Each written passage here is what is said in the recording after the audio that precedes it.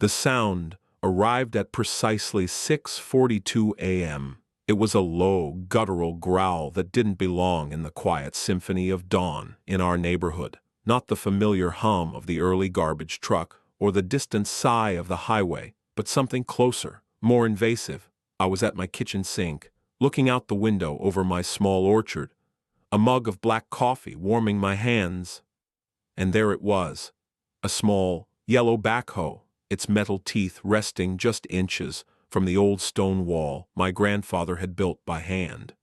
Standing beside it, silhouetted against the rising sun, were three figures.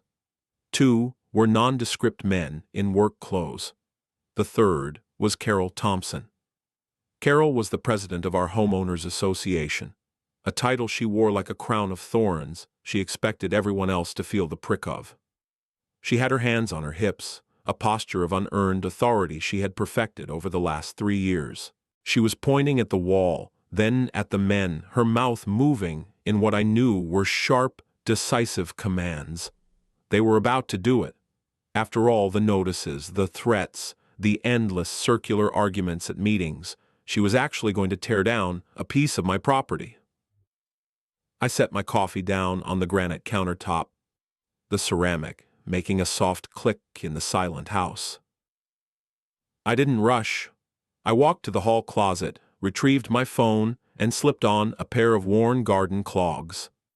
My heart wasn't racing. My hands weren't shaking. There was a strange, cold calm settling over me, the kind of focus I used to get right before a complex boundary survey in difficult terrain. The work had already been done. This was just the presentation. I stepped out onto my back porch. The morning air was cool, smelling of damp earth, and the faint, sweet promise of the apple blossoms that would soon arrive. Carol saw me immediately. A triumphant, predatory smile spread across her face. This was what she wanted, a confrontation, a public display of her power. "Arthur," she called out, her voice overly loud in the morning stillness. "Good, you're awake. Saves me having to post another notice on your door." She gestured grandly at the backhoe. "Jeff, you can see, the community is finally moving forward with the new access path. We're taking down this dilapidated section of wall to create the trailhead for the meditation garden." I said nothing. I just walked slowly across the dew-wet grass until I was about 15 feet away from them. I raised my phone, tapped the screen, and began recording. The small red dot in the corner of the screen was like a period at the end of a long, exhausting sentence. Her smile faltered for a fraction of a second when she saw the phone, but she recovered quickly. Performance was her native language. "Go ahead. Record all you want," she sneered. "It will just be more evidence of your non-compliance when the board is forced to foreclose on your property to cover the fines and legal fees." She brandished a sheaf of papers that she had been clutching in one hand. It was stapled together, already looking weathered and important. "This is a legally binding work order, authorized by a unanimous vote of the HOA board, to enforce the historic community easement that you have been illegally obstructing for years.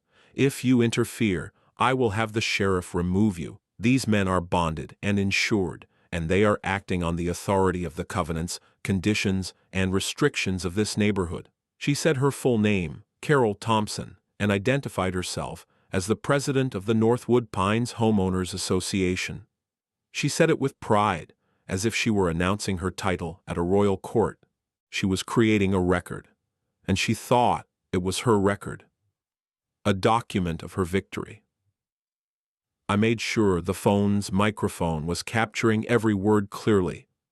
The two workmen shifted uncomfortably, looking from her to me, then at the stone wall, a silent, gray witness that had stood on this land for nearly 70 years.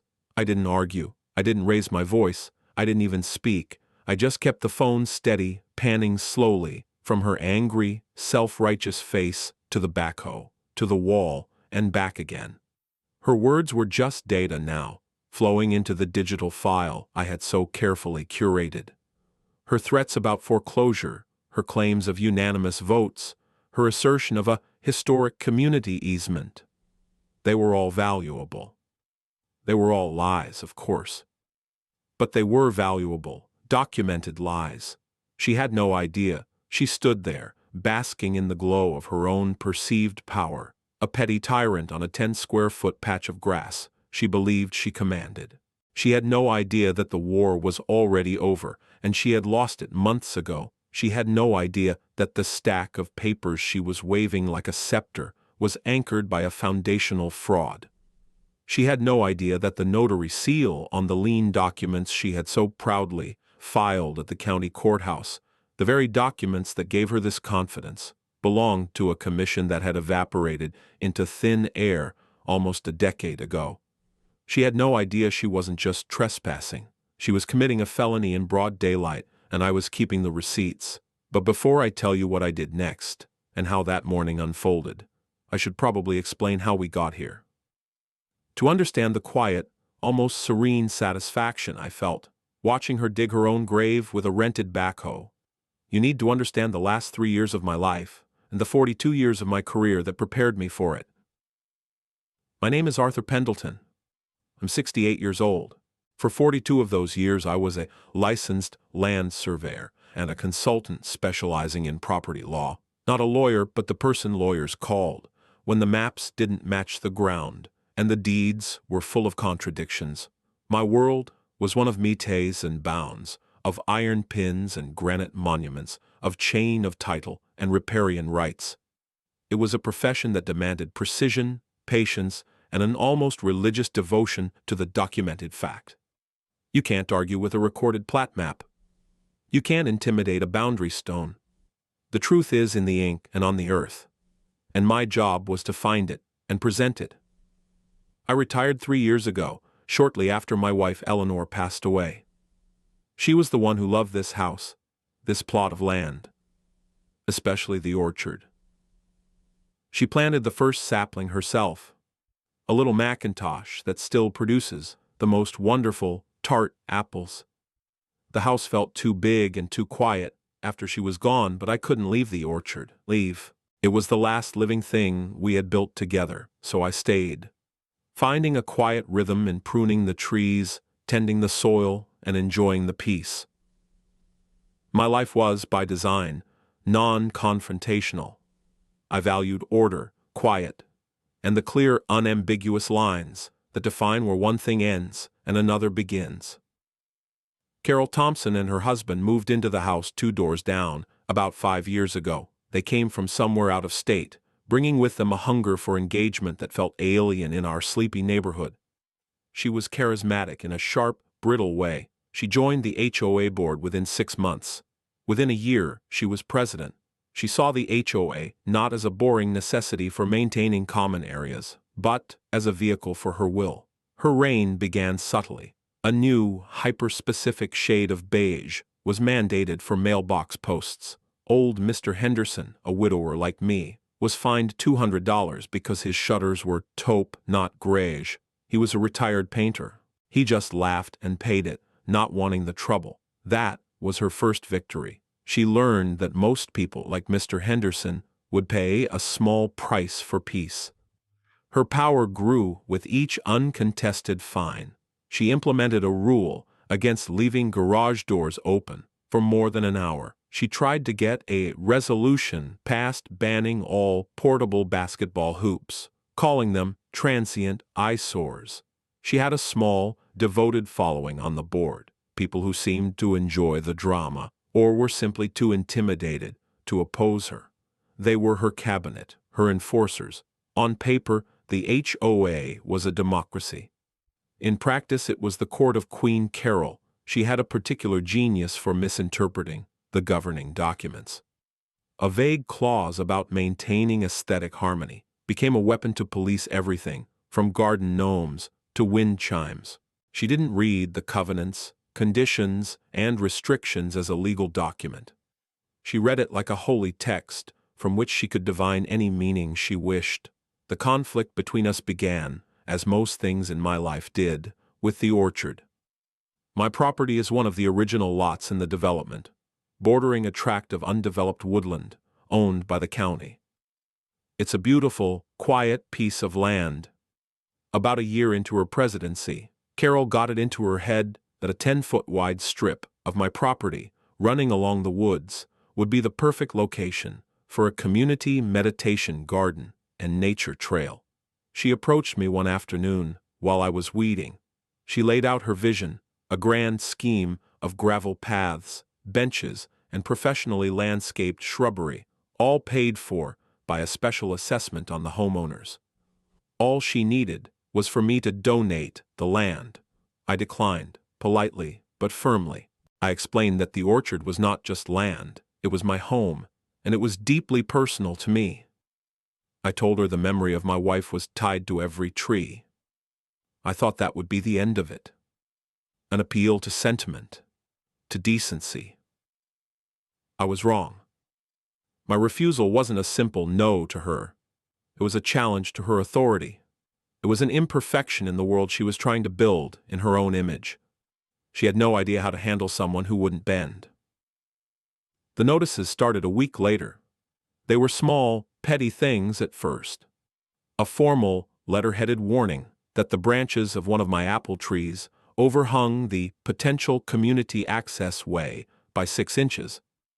A citation for a disorganized compost pile, which was, in fact, a professionally contained 3-bin system hidden behind a lattice fence. A notice that the historic stone wall, which predated the entire subdivision, was not on the list of approved fence materials. Each notice came with a small fine, usually $25 or $50. And this is where my 42 years in the business kicked in. I knew what she was doing. She was building a file. She was creating a paper trail of my non-compliance to use as leverage. So I decided to build my own. I did not argue. I did not protest. For every fine, I went to the bank and got a cashier's check. I mailed it via certified mail with a return receipt requested. I photocopied the check, the notice, the envelope, and the green return receipt card when it came back with her signature on it. I filed everything. I created a new folder, a simple manila one labeled HOA. I kept the receipts. All of them. The folder grew thick. It became a binder, then a second binder. Eventually, it was an entire drawer in the steel filing cabinet in my study. The same one where I kept the records of my most complex professional jobs. On paper, I was a delinquent homeowner. On paper, I was a model of compliance, meticulously paying every absurd penalty she levied. I was creating my own, much more accurate, paper trail. I was also listening. When she berated Mrs. Gable for the color of her petunias, I made a note of the date and time. When she had a tow truck haul away the car of a visiting family because it was parked on the street for 3 hours instead of the newly mandated 2, I printed the email chain where the homeowner pleaded their case. I was no longer just a resident. I was a surveyor of the community's broken social contract. After about a year of this petty harassment, she escalated. She must have realized that the small fines were not having the desired effect of intimidating me into submission. I received a thick envelope via certified mail. It was a formal notice of intent to enforce historic easement. It was a poorly drafted document, full of pseudo-legal jargon that I could tell she had cobbled together from the internet. It claimed that the original 1958 subdivision plan included a public access and utility easement along the exact 10-foot strip of my property she coveted. It demanded I remove the obstructing stone wall and cease all cultivation in the area within 30 days, or the HOA would take action and bill me for the costs. This was a significant escalation. She was no longer just making up rules. She was making up geography. She was attempting to rewrite the legal description of my land with a laser printer and a stapler. This required a formal response. I went to my office, pulled out the original plat survey for Northwood Pines Unit 1, recorded in 1958 at the county clerk's office. My property was Lot 7. I ran my finger along the boundary lines. The familiar language of bearings and distances a comfort. As I knew it would be, the line bordering the county land was clean. There was a standard 5-foot utility easement, yes, but it was for buried cables, not a public footpath. And it was on the other side of the property. The area she wanted was unencumbered. It was mine. I drafted a letter. I attached a high-resolution, certified copy of the 1958 plat map, with Lot 7 clearly highlighted. I attached a certified copy of my deed, which referenced the plat map. In the letter I calmly and factually pointed out that no such historic community easement existed on my property, as described in her notice.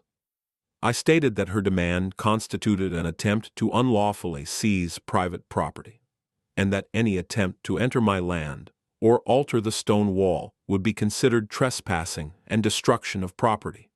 I had my old firm's letterhead printed for the occasion, and I sent it via certified mail, return receipt requested.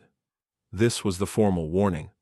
This was the part where a reasonable person would stop, consult an actual lawyer, and realize they had made a grave error. Carol was not a reasonable person. The mailman, a friendly young man named Kevin, who had known my wife, told me what happened. He delivered the letter, and she signed for it, right on her doorstep. He said she looked at the law firm's name on the envelope, laughed, and said, "He thinks a fancy lawyer is going to scare me." Then, according to Kevin, she tore the entire envelope, letter and all, into 4 pieces and dropped them into her recycling bin. She had no idea that the mailman's simple testimony was now another piece of evidence. Another page in the file. Her dismissal wasn't just arrogant. It was a gift. It proved she had received my warning and willfully ignored it. That was the moment the conflict shifted. It was no longer a passive exercise in documentation. She had declared her intention to physically invade my property based on a fabrication. It was time for me to go to work. I didn't get angry. I got organized. I went into my study that afternoon, closed the door and took a deep breath. The room was my sanctuary, lined with books on cartography, law, and engineering. It smelled of old paper and printer ink. I called David, who had been my paralegal and research assistant for 20 years before I retired. And he was technically retired too, but he got bored easily. "David," I said, "I need you to open a file for me. Pro bono, of course. Let's call it the Orchard case." I heard the familiar sound of him tapping on his keyboard. "Already open, Arthur. What's the problem?" I spent the next hour laying it all out for him. The harassment, the fake easement, the torn-up letter. He listened patiently. When I was done, he said, "Okay, so she's moved from nuisance to slander of title. We need to do a full workup. I'll start pulling every document filed by or against the HOA at the county and state level for the last 5 years. Contracts, liens, lawsuits, everything. You get me the HOA governing documents, all of them, bylaws, CC and Rs, meeting minutes, financial statements. We need to build a complete picture of her entire operation." This was the process. This was what I knew. It was like surveying a disputed territory. You don't just look at the one contested line. You survey the entire landscape. You establish known, fixed points of truth, and you work from there. The next day, I emailed Frank, a man on the HOA board, who had quietly expressed his discomfort with Carol's methods to me a few months prior. He was the disillusioned insider. I simply asked him for a complete, updated copy of the CC and RS and the last 2 years of board meeting minutes, as was my right as a homeowner.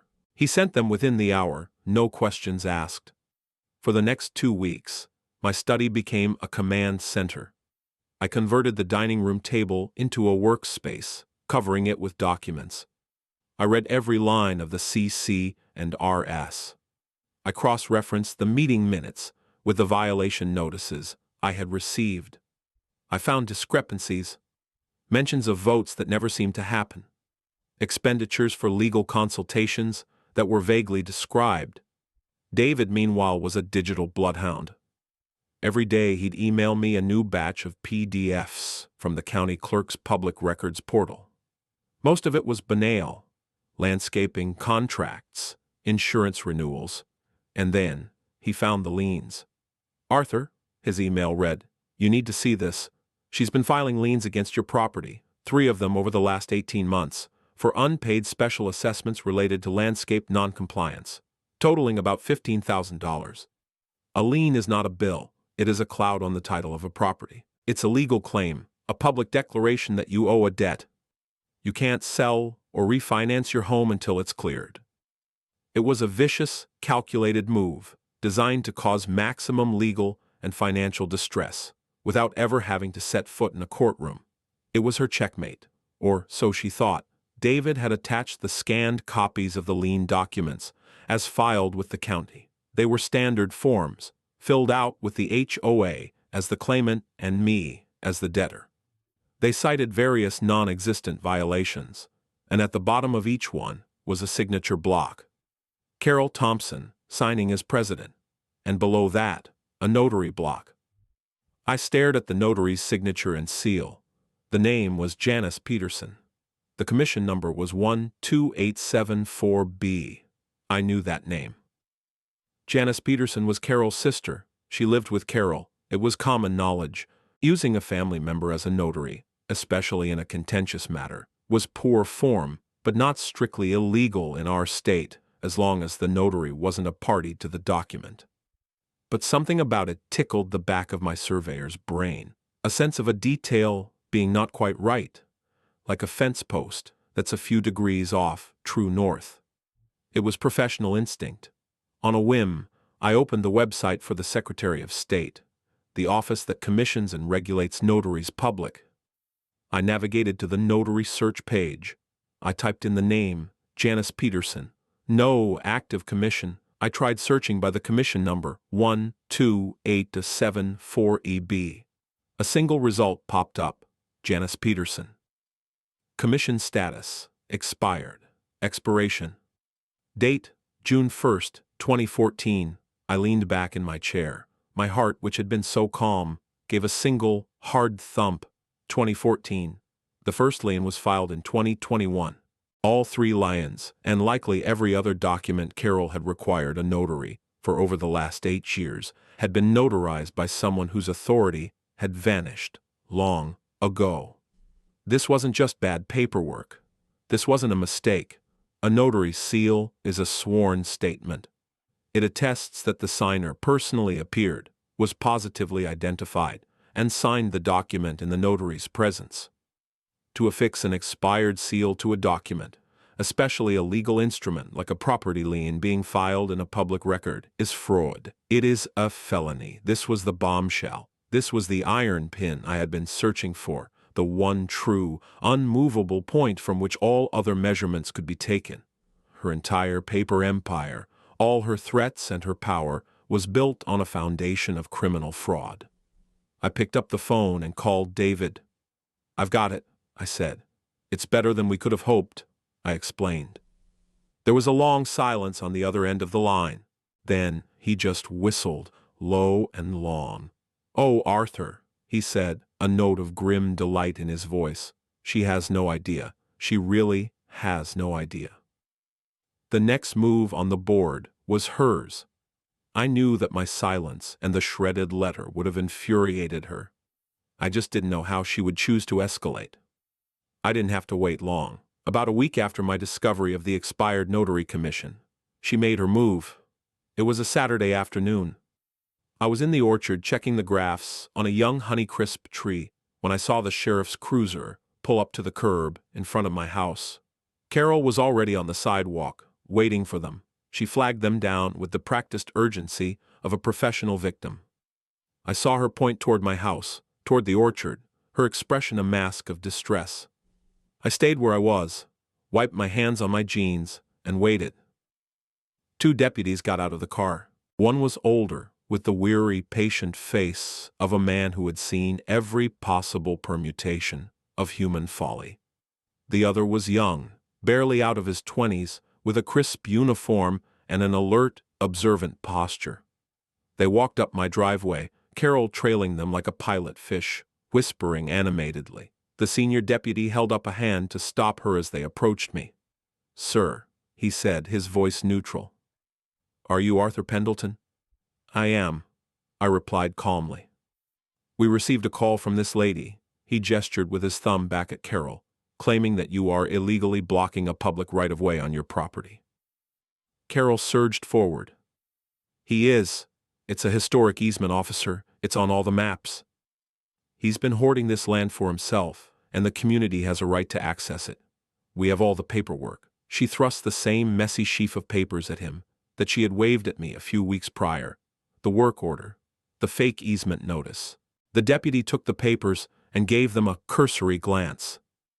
He looked at the jumble of clauses and amateur legal phrases. He looked back at me. I hadn't moved. I hadn't said a word in my own defense. I just waited. He then looked over at the stone wall, at the quiet rows of apple trees. His eyes, trained to assess situations, took in the whole scene. Carol's high-strung theatrical agitation, and my stillness. "Do you have anything to say about this, Mr. Pendleton?" the senior deputy asked. "Yes," I said. I reached into my back pocket and pulled out my wallet. I didn't pull out a binder full of evidence. I didn't try to match her volume.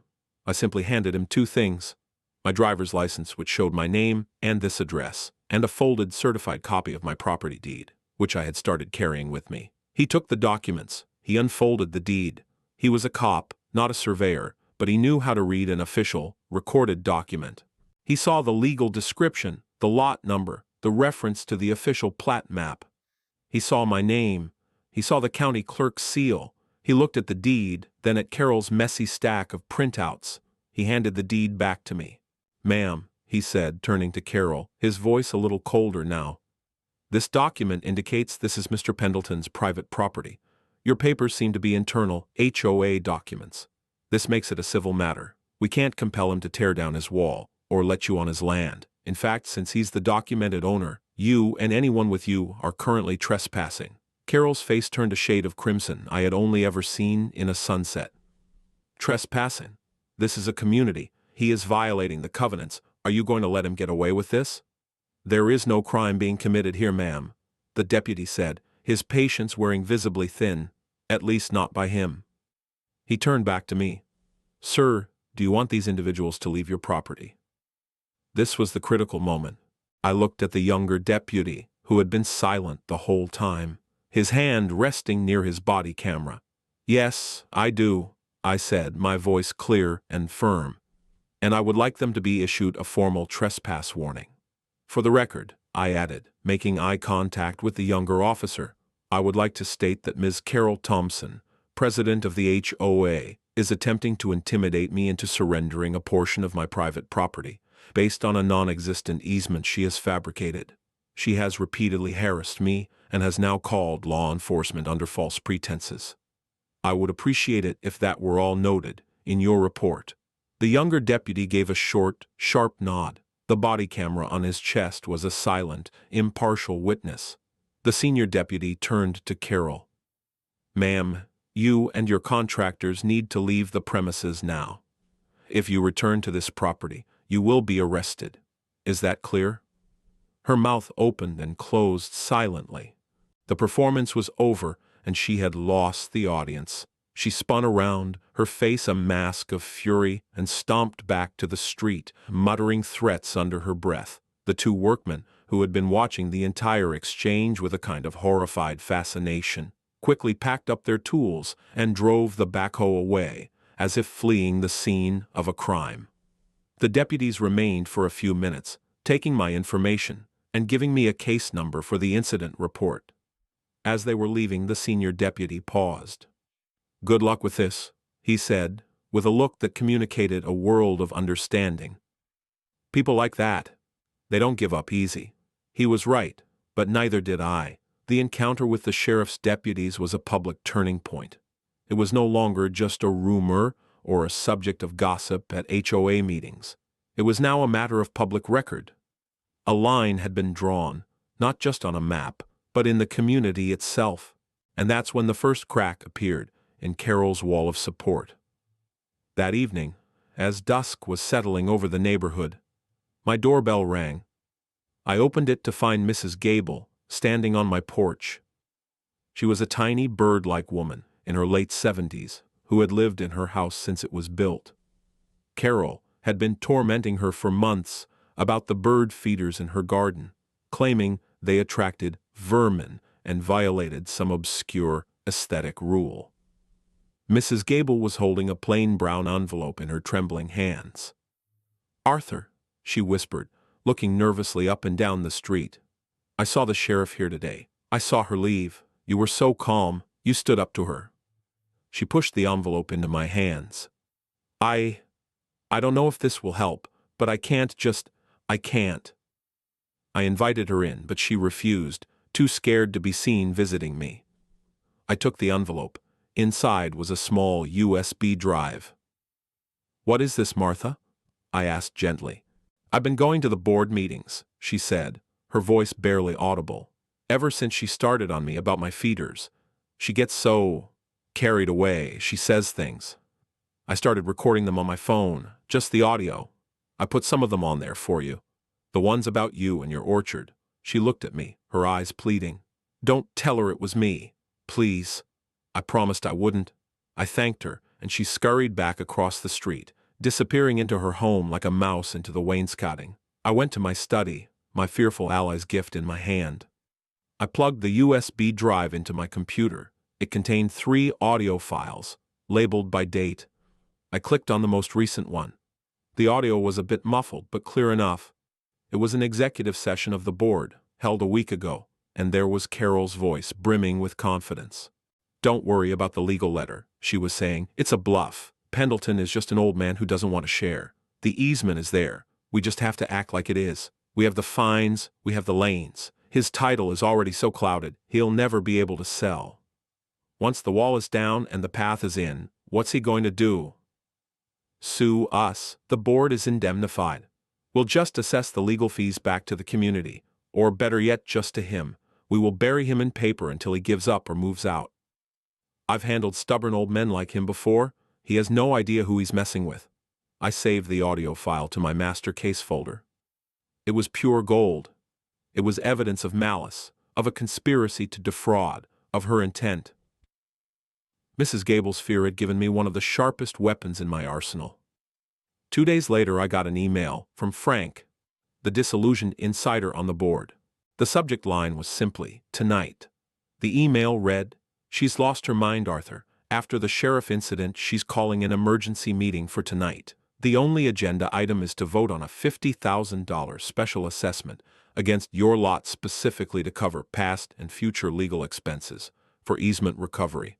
And she's also moving to authorize the HOA's attorney to begin foreclosure proceedings based on the existing liens. This is it.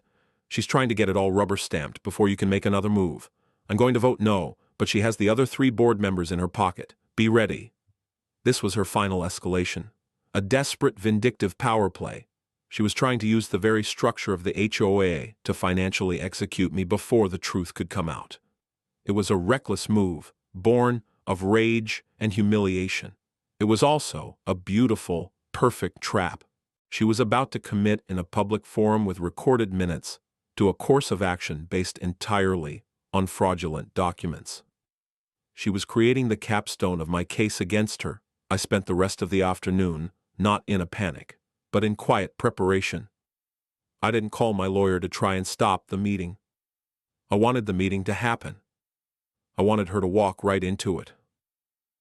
I sat at my desk and organized my evidence into a single, slim manila folder. I didn't need a box full of paper. The truth, when properly refined, is compact and powerful. Inside the folder, I placed 5 items in a specific order. First, the certified copy of the 1958 plat map. Second, a printout of the email from Frank, showing Carol's misuse of HOA funds for her legal research. Third, a transcript of the most damning 30 seconds of Mrs. Gable's audio recording. Fourth, a certified copy of one of the fraudulent liens she had filed against my property. And fifth, tucked at the very back, a single sheet of paper, the certified statement from the Secretary of State showing that Janice Peterson's notary commission had expired in 2014. That evening I put on a tweed sport coat. the one I used to wear for important client meetings. I walked down the street to the community clubhouse. The coalition was small but solid. Frank was already there, looking pale but determined. Mrs. Gable was there, sitting in the back corner, looking terrified but present. A few other neighbors who had been victims of Carol's reign were scattered through the room, their expressions a mixture of fear and hope. The rest of the 20 or so attendees were Carol's people, the ones who enjoyed the spectacle, the ones who felt powerful by proximity to her. The room was thick with tension. It felt less like an HOA meeting and more like a show trial. The meeting began. Carol, seated at the head of the table with her board members, was a study in controlled fury. She dispensed with the usual pleasantries and launched directly into her agenda. Her performance was masterful. Her voice trembled with manufactured emotion as she spoke of her tireless, volunteer efforts to build a better community. She painted me as a wealthy, selfish recluse, a villain hoarding a precious community resource for my own private enjoyment.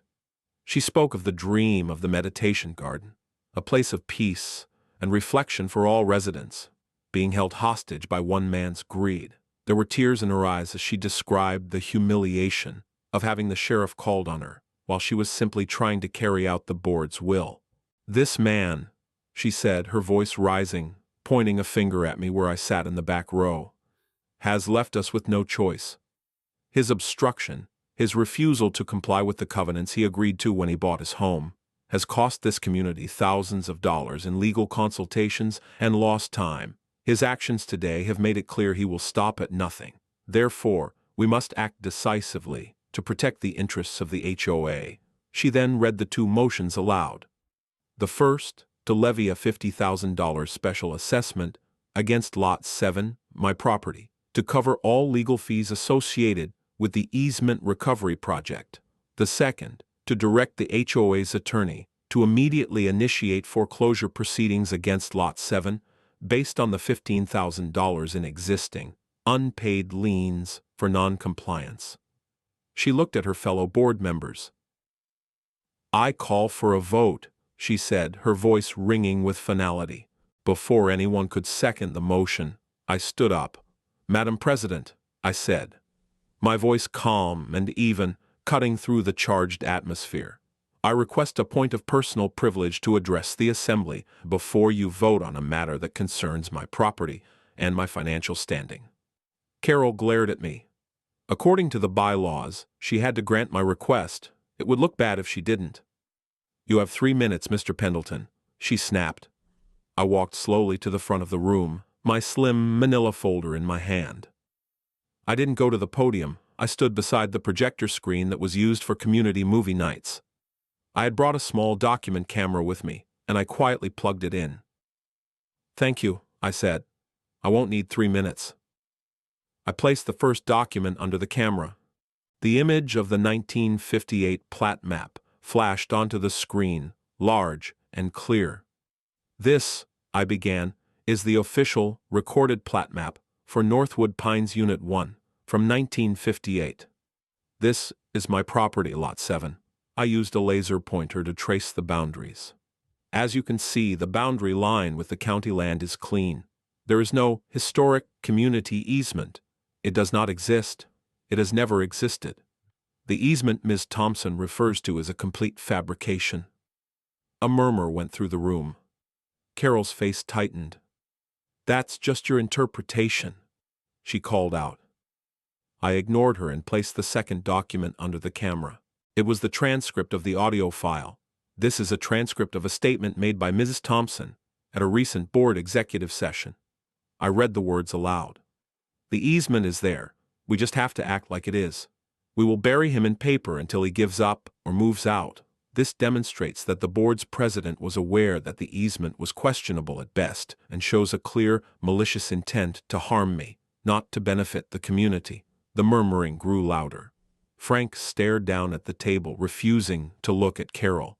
Mrs. Gable was watching me, a small, brave smile on her face. Carol was on her feet now. "That's an illegal recording. It's inadmissible." "That will be for a court to decide," I said evenly. Now to the matter of the liens, which are the basis for this foreclosure vote. I placed the third document, a copy of one of the liens, on the projector. The whole room could see the official-looking form, my name, the amount. Ms. Thompson has over the last 2 years filed 3 such liens against my property with the county, totaling $15,000. These are serious legal instruments. As such, they are required by law to be signed in the presence of a notary public, who must verify the identity of the signer and witness the signature. I use the camera's zoom function to focus tightly on the notary block at the bottom of the page. The signature, the seal, the commission number, all were now displayed 10 feet high on the wall. This lien, like all the others, and like hundreds of other HOA documents over the past several years, was notarized by a Ms. Janice Peterson. Commission number 12874 EST. I let the image hang there for a moment. I saw Carol's sister, Janice, sitting in the second row. Her face had gone pale. Then I slid the final single sheet of paper from the back of my folder. It was simple, stark, and official. The letterhead of the Secretary of State was at the top. I placed it under the camera. "And this," I said, my voice dropping slightly, "is a certified statement I received from the Secretary of State's office last week." I zoomed in on the key sentence. It was clear and unambiguous.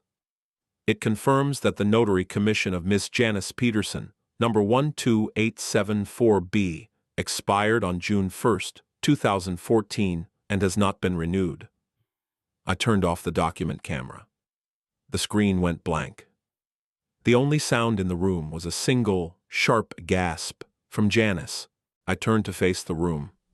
"What this means," I said, speaking into the profound silence, "is that every single document Ms. Peterson has notarized for this HOA for the past 8 years is invalid. More importantly, every one of these liens filed against my property is fraudulent. Knowingly filing a document with a false or invalid notarization in a public record is a felony in this state. The motions before you tonight, to levy an assessment and to foreclose on my home, are based entirely on these fraudulent documents. They are the fruit of a poisonous tree." I looked directly at Carol. The mask of righteous fury had not just dropped, it had shattered. Her face was a blank canvas of shock. The color had drained from her cheeks, leaving her skin a pasty mottled white. Her mouth was slightly open. Her eyes, which had been burning with anger moments before, were now wide and vacant, staring at nothing. She wasn't seeing me. She was seeing the abyss that had just opened up at her feet. She had built her entire kingdom on a foundation of paper, and I had just shown everyone that the paper was worthless. In that moment of absolute stillness, as her entire world collapsed inward, she finally understood. She had no idea. The silence in the clubhouse lasted for what felt like a full minute. It was a heavy, suffocating silence, the kind that follows a lightning strike before the thunder rolls in. Then the thunder came. It started not as a roar, but as a wave of whispers. People turned to each other, their faces a mixture of confusion, dawning comprehension, and outrage.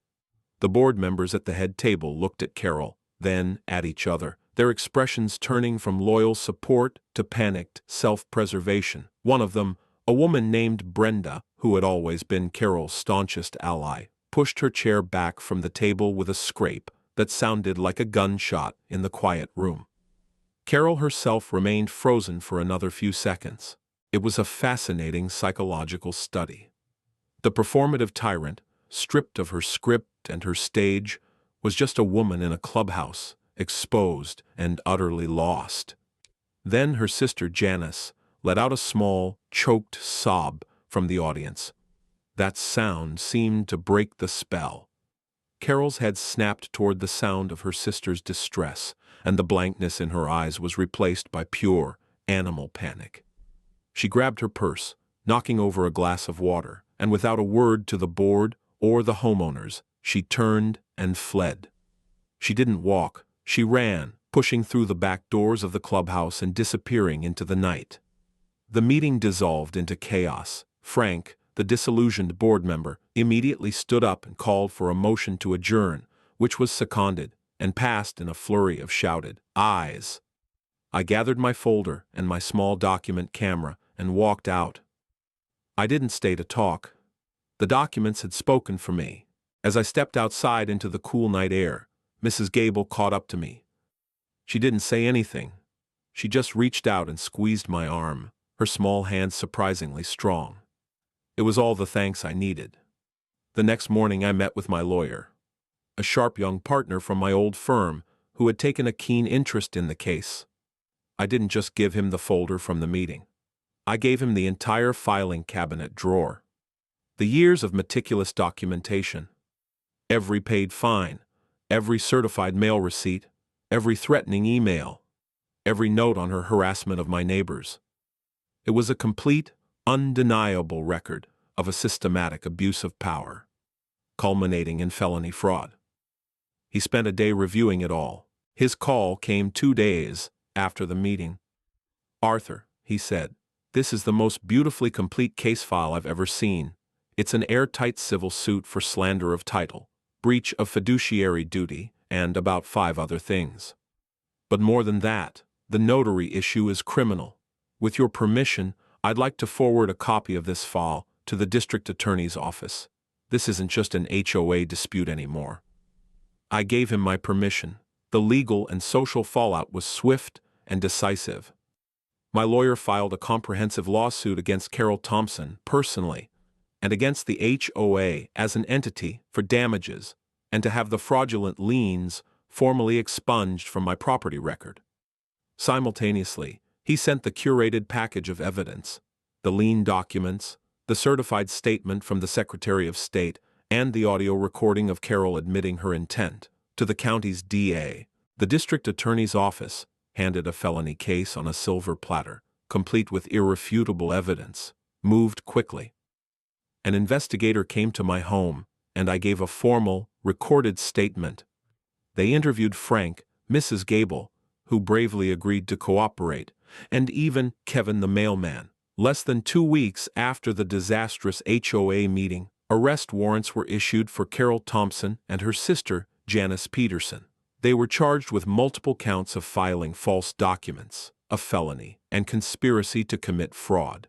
The image of Carol being led from her house in handcuffs made the local evening news. Her reign was over. Within the community, the change was seismic. A special meeting was called, and Carol was officially recalled as president by a unanimous vote of those present. The other 3 board members who had supported her resigned in disgrace. An emergency election was held, and Frank was voted in as the interim president. His first act was to propose a series of resolutions that passed without a single dissenting vote. First, all fines levied under Carol's presidency for aesthetic violations, wrong color shutters, disorganized compost piles, unapproved bird feeders, were declared null and void. The HOA issued refund checks to everyone who had paid them. Old Mr. Henderson got his $200 back. Mrs. Gable put up 3 new bird feeders in a defiant, joyful display. Second, a full, independent audit of the HOA's finances for the past 5 years was commissioned. Third, the HOA's existing legal counsel, who had clearly failed in their duty to advise the board properly, was fired. They hired a new, well-respected local firm. The lawsuit I had filed was settled quickly. The HOA's insurance covered most of it. On the advice of their new counsel, they didn't even attempt to fight. The court issued a summary judgment expunging the fraudulent liens from my title and declaring them void ab initio, as if they had never existed. The settlement required the HOA to pay all of my legal fees, plus a modest sum for damages. It also included a formal, written apology from the board, which was framed and now hangs in a place of honor in my study. On paper, my victory was complete. Carol and her sister both took plea bargains to avoid a trial and lengthy prison sentences. They pleaded guilty to lesser misdemeanor charges, received 5 years of probation, were ordered to pay substantial fines, and were permanently barred from serving on any corporate or nonprofit board in the state.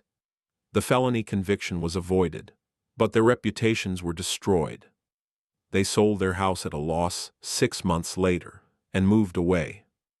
I never saw either of them again. The community began to heal. The atmosphere of suspicion and petty tyranny evaporated. People started talking to each other again. Neighbors who had been afraid to make eye contact were now stopping to chat when I was out in the garden. The meditation garden was never spoken of again. The stone wall my grandfather built still stands, untouched, a quiet monument to resilience. The community, it turned out, didn't want a gravel path. They just wanted peace. It's been a year now. I am sitting on my back porch, much as I was on that morning when the backhoe arrived.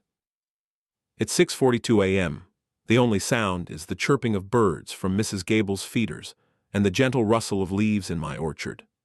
The apple blossoms have come and gone, and small, green nubs of fruit are beginning to form on the branches of Eleanor's Macintosh tree. The air smells of damp earth and contentment.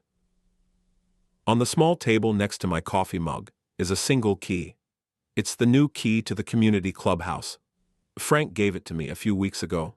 The locks had been changed, another symbolic break from the past. He had insisted I take it as a personal token of the community's gratitude. I don't go to meetings anymore, but I keep the key as a reminder. I sometimes think about Carol. What did she think was going to happen? She operated in a world of performance, emotion, and social pressure. She believed that if she said something loudly and confidently enough, it would become true. She saw rules not as fixed principles that create order, but as flexible tools to be bent to her will. She had no idea that behind her world of performance lay my world, a world of paper, ink, and unyielding fact. A world of chain of title, of recorded deeds, of notary laws with expiration dates. She tried to steal a piece of my land, a piece of my peace. But her weapons were bluster and lies. My weapon was the quiet, methodical truth, assembled piece by piece in a manila folder. I pick up my pruning shears and walk into the orchard. The trees need tending. They operate on a simple, honest set of rules. Sunlight, water, soil, time. They don't respond to threats or lies. They just grow. There's a right way to prune a branch to encourage fruit, and a wrong way. The tree doesn't care about your intentions or your performance. It only cares about the cut. It's a lesson in the power of doing things the right way. A quiet satisfaction comes from it. The deep, long exhale of order restored, of a line held, of a boundary respected. My property is mine, my peace is my own, and the orchard is safe. On paper and on the earth itself. And that is all I ever wanted.